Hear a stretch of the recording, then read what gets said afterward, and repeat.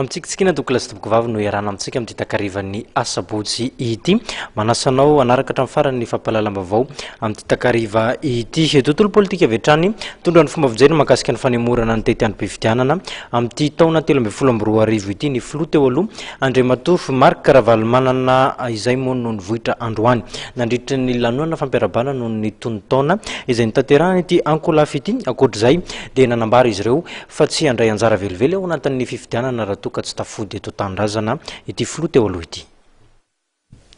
Mankasitraka ny fanemorana amin'ny fifidianana tanterahana amin'ity taona ity ny filoha teo aloha Marc Ravalomanana nanamafy ny tenany fa vonona nampy an'i Madagasikara amin'ny fanatanterahana fifidianana amin'ny fianakaviana iraisam-pirenena. Androany nandritra ny lanonana fampiarabana no ny fahatratrarana ny taom-baovao teo amin'ny ankolafy Ravalomanana sy ny mpomba ny filoha teo aloha izay nitanterahana teto amin'ny place de l'amitié Amboanjobe no nanaovana izany fanehoan-kevitra izany rehefa nangina tao anatin'ny fotoana fohy ity filoha teo aloha ity.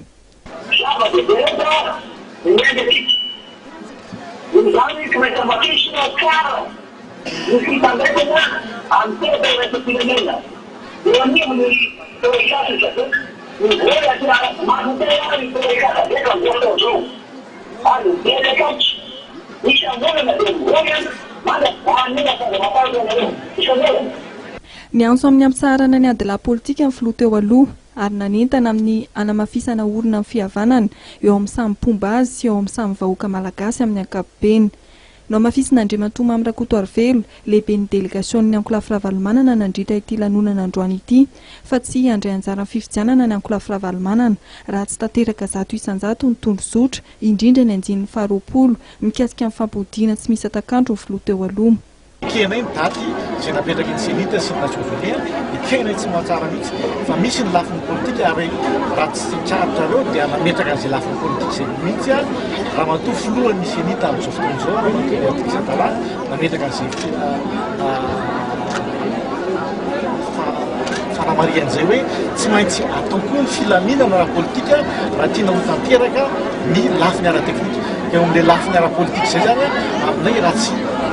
petraka somatsara ny fampiarana indin'ny fahenina ambin'ny folo fa fito ambin'ny folo fa valo ambin'ny folo ary indrindra ny indin'ny faharoapolo amin'ny tondrozotra dia tsy hipetraka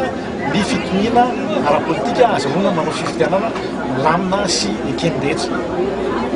Ampafantatra ny vahoaka malagasy mikasika amin'ny fotoana iverenana eto tandrazana amin'ny filoha teo aloha amin'ny fotoana mahamety azy. Nampafantariny teo anivon'ny ankolafy Ravalomanana androany fa na misy aza ny tsy fito-vikevitra tsy natao ifandrafiana amin'ny olona na firenena izany raha nitondra fanehoan-kevitra mikasika amin'ny fanambaran'ny ambasador frantsay amin'ny tsy tokony iverenan'ny filoha teo aloha alohan'ny fifidianana. No mafisiny ity ankolafy ity fa misy ny fandaminana samihafa ho tanterahana alohan'ny ampodiana azy ary miankina amin'ny fanampahan-kevitry ny SADC izany.